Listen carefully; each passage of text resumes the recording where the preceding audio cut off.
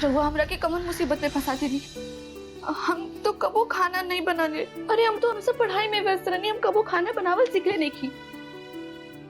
हम रहुआ से अपन समस्या बतानी और रहुआ मुस्कुरात पड़ा। रहुआ कोनो उपाय बताए की जगह मुस्कुरा रहल बड़ा। खैर जाए दी, रहुआ बाहर जाए। हम अगर बाहर चल जाए तो आपकी समस्या का समाधान कैसे निकली? के करी समस्या का समाधान? मतलब कैसे उपाय? मतलब ही इस समस्या का समाधान हम ही बनी। देखिए, हमें घर में सबसे बढ़िया खीर बनावेला। यही से तो हम माई से कह देंगे कि माई ऋतु जी बहुत बढ़िया खीर बनावेली, चलिए आपके जगह पर हम खीर बना दें। ठीक? बाकी रहुआ हमरा पर इतना मेहरबानी काहे करता? वैसे भी ई मजबूरी के शादी में ये सब ना तय रहला। देखिए, तो इहो ना हो रहे कि हमनी के मजबूरी के शादी में सारा काम आपे करब। आप देखिए, इतना सोच रहा बनी हमारे घर के बारे में, मतलब हमारा कहला का मतलब कि चैताली के बारे में, तो हमारो तो कुछ फर्ज बनता ना कि आपके संग कुछ मदद करा दी। चलिए। हेला खाली बातें करबा की खीरो बनी? एक मिनट। खीर ऐसे ना ऐसे, अब बनी एक नंबर की खीर।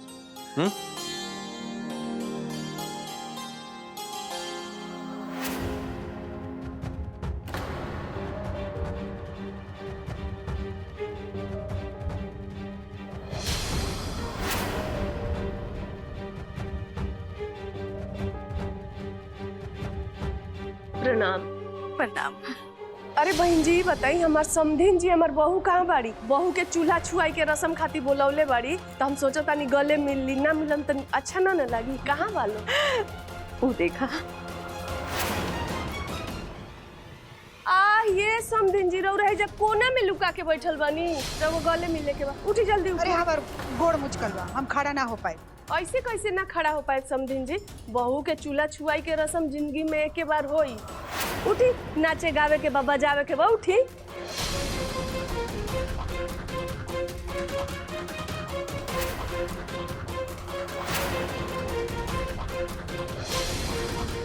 ऐसा करा जा कि कोनो बढ़िया गाना लगाओ जा, नाच गाना बजाना कुल एक के साथे हो जा ना।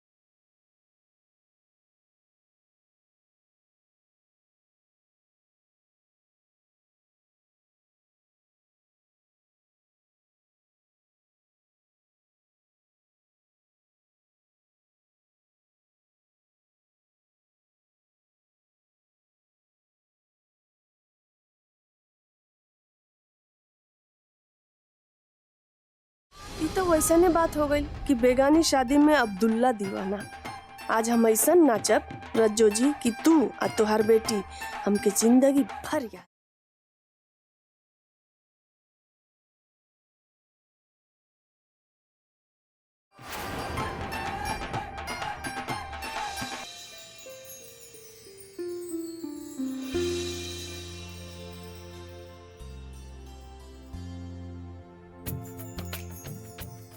ऋतु जी, ये दूध के ना आप एक कलछुल से लगातार चलावत रहे। हाँ? अगर ना चलाएं तो दूध जौन बाटे तो जल जी। हाँ? तर चलावत रहे।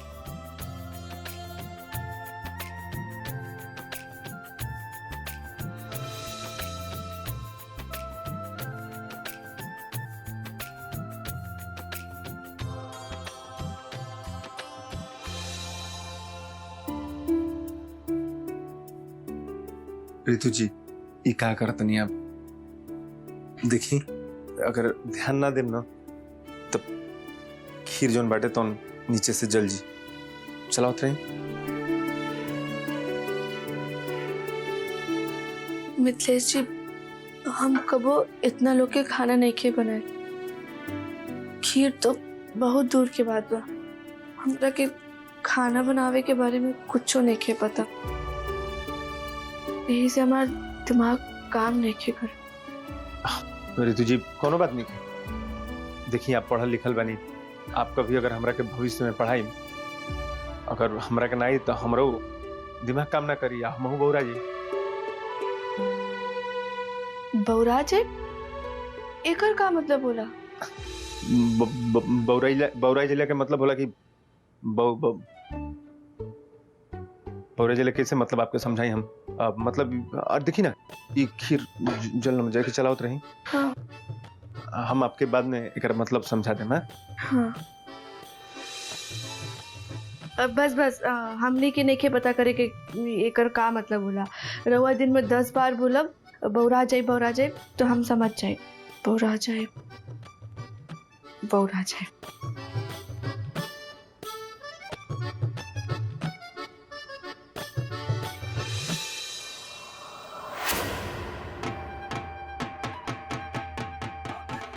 शराब देते नहीं हम तारा के। का हो गेल माई? तू हमरा के काहे शराब देता रू? इमे हमार का गलती है? अरे तोरा के नहीं देत जो जैसे।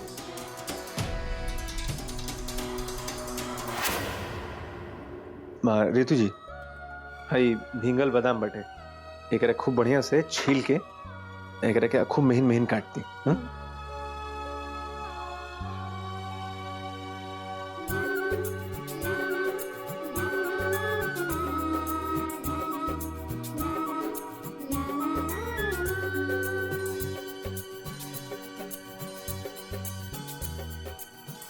अरे ना रितु जी आप रह दी। आपसे नहीं के हो हमारा बेहतर की आपसे ना हो पाई। हम खुद कॉल है। आप छोड़ दी। आप एक काम करी हई भीगल चावल बटे एकरा के सिलवट लोढ़ा पर ले जा करके खूब बढ़िया से खुरदुरा पीस दी। अब ये खुरदुरा का होला? खुरदुरा के मतलब दानेदार। तो कितना बड़ा दानेदार रही चावल? आप एकर मतलब हेतनी सु हैबा ना भाई ए साइज के महीन महीन बनत। ठीक बा।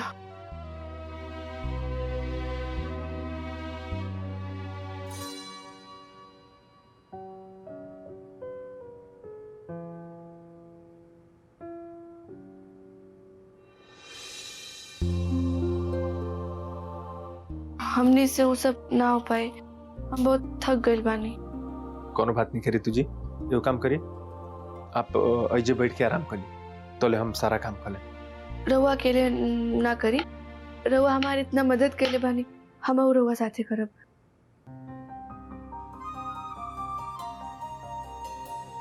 पढ़ाई में तो हम खूब नीमन रहनी, बाकी चूल्हा चौका के काम में गंवार पानी हम। रितु जी आप रह दी। आप जाइए, आप आराम करिए, हम कल। नहीं हम करत आ नहीं। अरे ना रितु जी आप छोड़ दी, हम कल। एक मिनट रुकी।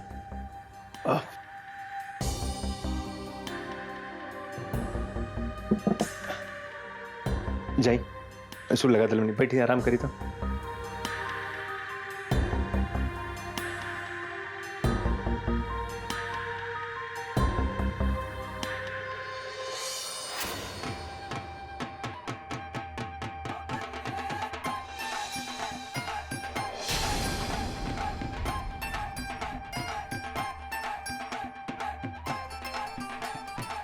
अरे समधिन जी, हम कब्बे से गावत आनी, गावत गावत हमर गटैया दुखा गई।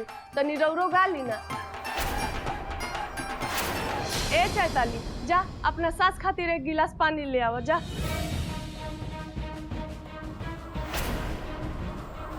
समधिन जी उठी ना, समधिन जी तनी रौरो गा ली।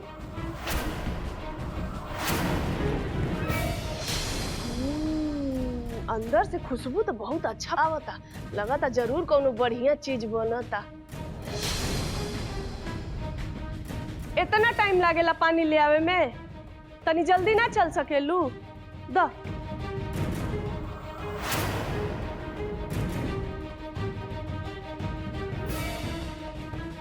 ए जी रउआ डेरा गई का ना गए? चली चली।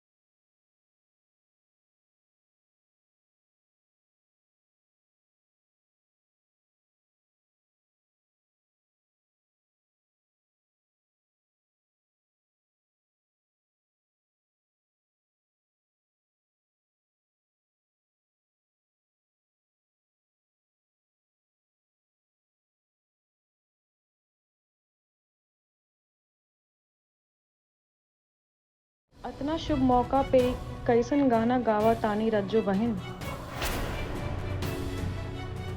तो बिटिया तू लोग भी गावा। गाना बजाना में तो तबे मजा आवेला जब नया जमाना के गाना बजेला। जा।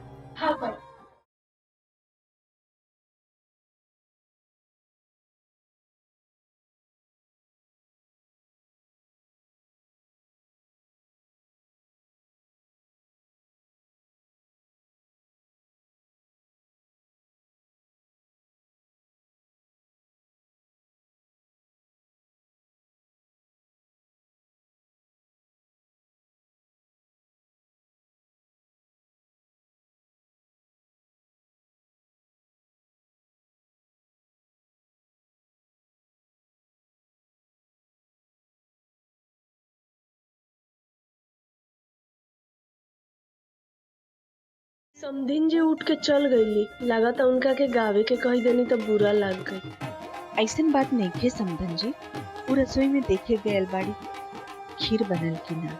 अच्छा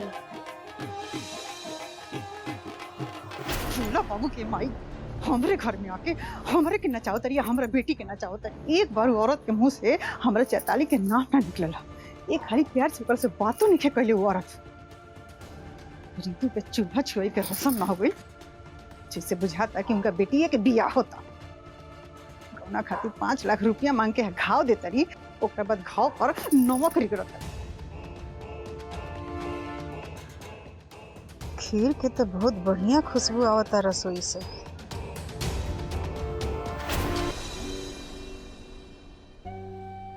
रितु जी और खीर बन गई बेटे, तनी चीख के बताई था कैसन बनल बा। रितु जी के देख, हम खीर बनाओ तनी और यहाँ के सुतल बनी, कोनो बात नहीं।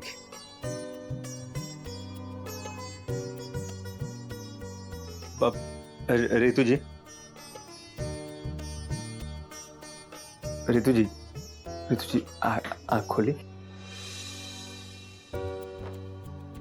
माफ करिए, अब हमार आँख लग गई। अरे कोनो बात नहीं है रितु जी, देखिए आपकी खीर बन गई बेटे, चख के बताई था कैसन बेटे।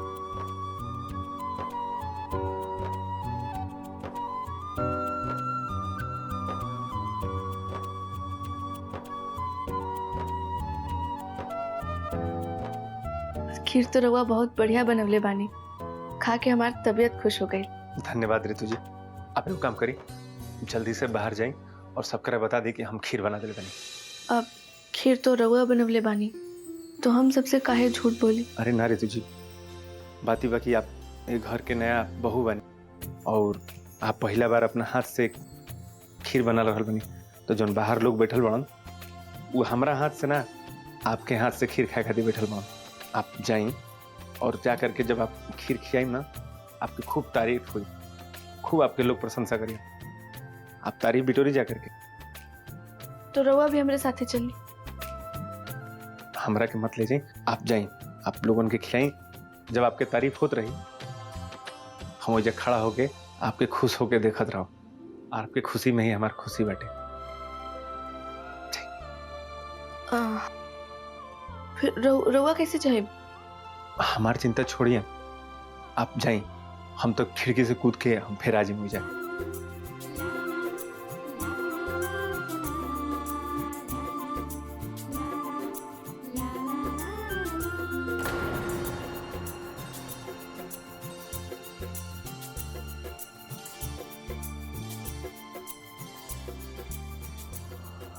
केकर कॉल आ रहा है बार बार? केकर नंबर पर? हेलो, के बोला था? नागेश, रउआ हमरा के काहे फोन कर रहल बानी? हम रउआ से बात ना कर सकब, अभी हम रखा तानी। अरे प्रीति जी, हमारा पास एको खुशखबरी बा। जे दिन जब हम रहुआ के जान बचैले रहनी, वो दिन हम असल में फैक्ट्री के मालिक के तौर पे पहली बार जात रहनी। वैसे तो हम भले ही लेट हो गए रहनी, पर फिर भी हमरा के वो ठेका मिल गई। वैसे तो हमार बाबूजी बहुत बड़ जमींदार बाड़न और बहुत पैसा भी रहे उनके पास। अब पर फिर भी हम अपन पहचान खुद बनावल चाहता नहीं, खुद अपन पैर पर खड़ा होवल चाहता नहीं। वो दिन जब हम रउआ से मिलनी, हमरा खातिर वो दिन बहुत शुभ रहे। बस यही खुशखबरी सुनावे खातिर हम रउआ के बार बार फोन करता नहीं। बहुत बहुत बधाई नागेश जी, पर अभी हम बात ना कर सकब, हम रखा तानी। ना ना ना प्रीति जी, रउआ हमरा के मिल के बधाई देते हमरा के बहुत अच्छा लागी। हम रउआ करके बाहर ही खड़ा बानी। नागेश जी, अभी हम रउआ से कैसे मिल सकेनी? हमरा घरे रीतू भाभी के हांडी छुआई के रस्म हो रहल बा, पूरा मोहल्ला जुटल बा, अभी हम ना मिल सकेनी।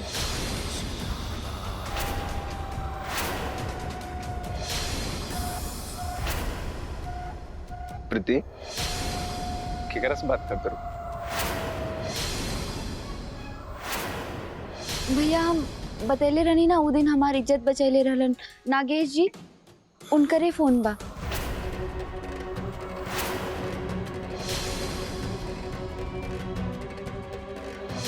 तारा के कहली बतेले बा कि नागेश बढ़िया आदमी ना, ओकरा से दूर रहले।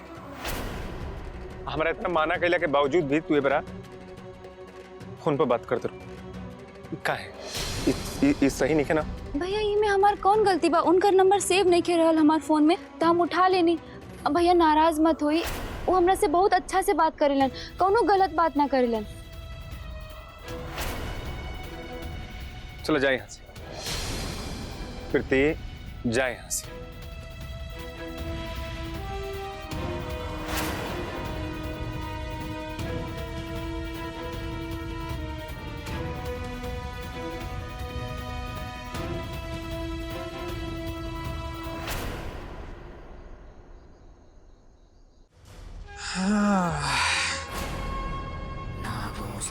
तो प्रीति जी की अच्छा खबर सुनावे खातिर आयल रहे,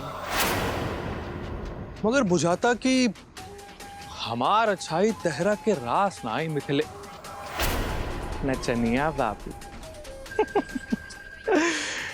हम तो तहार ब्याह करवाई नहीं और तू उल्टा हमरा पे ही भौंका ताड़ा।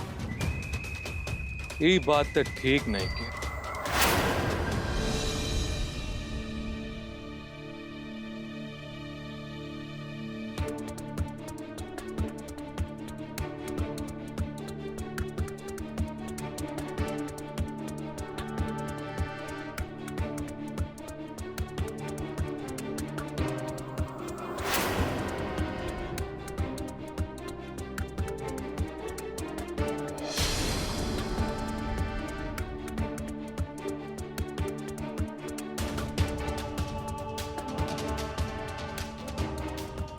रितुआ तो खीर बड़ा निमन बनौले बिया। अगर ये खीर सब लोग खा ली तो रितुआ के जय जयकार होखे लगी और हमार करेजा जरे लगी। का करी कि एकरा के नमक मिला देते हैं।